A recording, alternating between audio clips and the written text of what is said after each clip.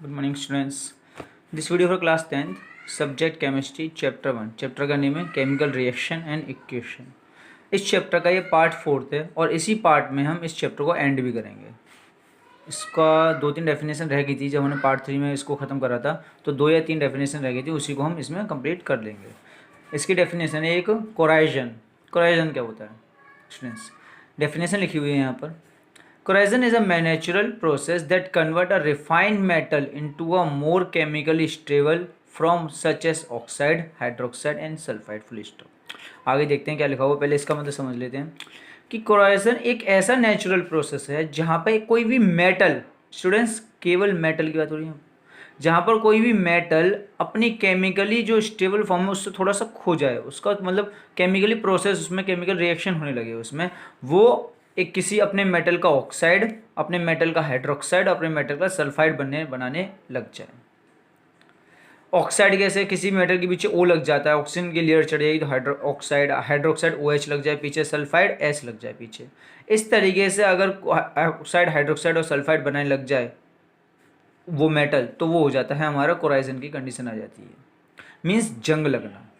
जब भी आप देखते हैं स्टूडेंट्स किसी मेटल पर जंग लग जाती है तो रेड कलर का होने लग जाता है, तो वो जंग लगना क्या होता है? वो जंग लगने का मतलब ये होता है कि जब हवा में उसे छोड़ दिया हमने, तब वो हवा में मॉइस्चर वगैरह से वो उसमें क्या हो गया कि ऑक्सीजन की जो लेयर थी, हवा में जो ऑक्सीजन थी, वो ऑक्सीजन की लेयर उस पर चढ़ गई मेटल पर, और वो उसका ऑक्साइड बनाया, और वो मेटल थोड़ी सी ख़राब होने लग गई.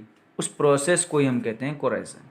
इस प्रोसेस होने में थोड़ा टाइम लगता है, ऐसा नहीं कि एक दिन में हो जाएगा, धीरे धीरे करके ही जंग लगना स्टार्ट होता है जब हम उसे खुला छोड़ देते हैं मेटल को. तो अगर हम पॉलिश ना करें, कुछ ना करें, तो उस पर धीरे धीरे ऑक्सीजन की लेयर चढ़ने लग जाती है. It is the gradual destruction, destruction मतलब खराब होना, ऑफ मटेरियल्स बाय केमिकल और electrochemical reaction with their environment. Environment में से केमिकल या और इलेक्ट्रोकेमिकल के जरिए उसका खराब हो जाना मेटल का कहलाता है हमारा कोराइजन. इसके बाद देखते हैं हम रेंसिडिटी. रेंसिडिटी भी कुछ इसी तरीके का एक प्रोसेस है. उसमें क्या होता है कि rancidity is a condition in which the substance with oil and fat get oxidise when they are expose to air. Full stop. इतनी बात समझ लेते हैं. मीन्स रेंसिडिटी वो कंडीशन है जहां हम अपने ऑयल और फैट कंटेंट फूड में, यानी कि जो फूड होते हैं जिसमें ऑयल और फैट ज़्यादातर होता है, वो फूड को अगर हम बाहर रख दें, एक्सपोज कर दें एयर में, तो वो फूड ख़राब हो जाता है. जैसे स्टूडेंट आपने देखा होगा, सेब आपने थोड़ा सा खाया और सेब खाकर आपने छोड़ दिया, तो वो धीरे धीरे करके क्या हो जाएगा? ख़राब होने लग जाएगा. उसको, उस प्रोसेस को हम बोलेंगे रेंसिडिटी.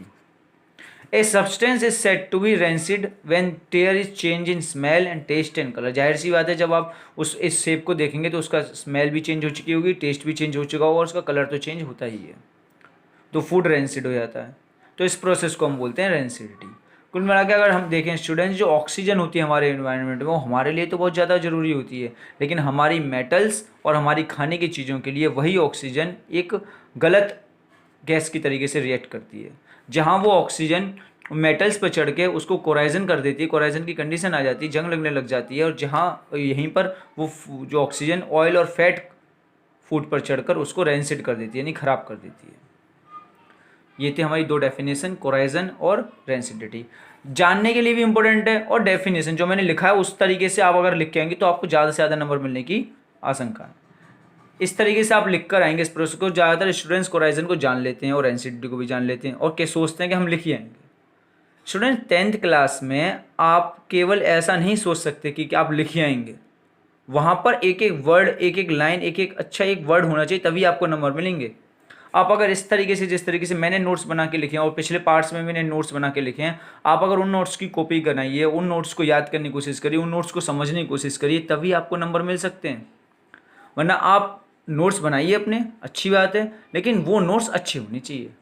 उन नोट्स में जो वर्ड्स होने चाहिए, उनकी वैल्यूज़ होनी चाहिए, लाइन होनी चाहिए, वो सही होनी चाहिए, ग्रामेटिकल मिस्टेक नहीं होनी चाहिए, तभी आपको नंबर मिलते हैं. इस चैप्टर के लास्ट में एक क्वेश्चन आता है, एनसीईआरटी का ही क्वेश्चन है. Why do we flush the packet of chips with nitrogen gas. हम एक पैकेट और जो चिप्स होता है, जो आपने देखा होगा, जैसे कुरकुरे आते हैं, चिप्स आते हैं, उसमें गैस भरी हुई होती है स्टूडेंट्स. वो गैस नाइट्रोजन गैस होती है. जैसे आप उसको खोलते हो तो एक गैस बाहर निकलती है, वो गैस होती है नाइट्रोजन. तो यहाँ पे स्टूडेंट्स ये क्वेश्चन नहीं है कि वो गैस कौन सी होती है, वो गैस तो हमें पता होती है कि नाइट्रोजन गैस है, वो आखिर वही गैस क्यों भरी जाती है वहाँ पर. इसका आंसर जानने से पहले मैं आपको बता दूं कि नाइट्रोजन ही एक ऐसी गैस है जो कि रिएक्ट नहीं करती है ज़्यादातर, और लेस रिएक्टिव गैस है, इसलिए भरी जाती है। और बाकी इसका आंसर देखते हैं हम।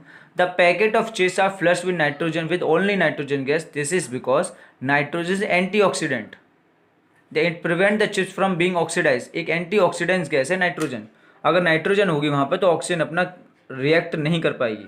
अगर वहाँ पर हम नॉर्मली एयर डाल दें, मीन्स आप कह रहे हैं कि ज़रूरी है सर नाइट्रोजन डालें, हम नॉर्मली अगर आप एयर डाल देते हैं, अगर आप नॉर्मली इसमें एयर भर दें तो क्या होगा students, if we flush the packet of chips with oxygen then the chips react with oxygen, जैसे जो कि डेंसिटी में होता है।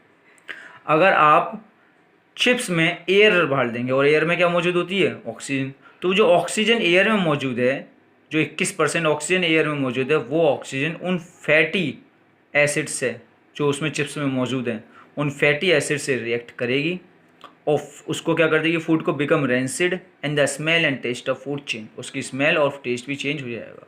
फिर आपको जितने अच्छे अब लगते हैं वो खाने में, उतने अच्छे आपको नहीं लगेंगे।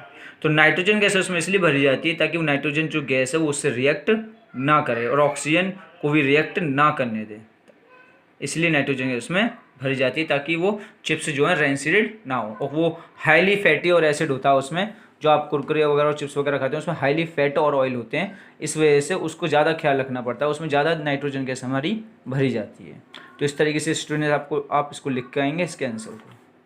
यहाँ पर आपका ये चैप्टर कंप्लीट हो जाता है, पहला चैप्टर साइंस का। मैं अपने यूट्यूब चैनल पर एक मैथ्स का चैप्टर भी कंप्लीट करा चुका हूँ और एक साइंस का चैप्टर भी कंप्लीट करा चुका हूँ। बाकी सारी वीडियो में डाल रखी हैं इंग्लिश से रिलेटेड और हिंदी से रिलेटेड, आप उसको देखते रहिए और तैयारी करते रहिए।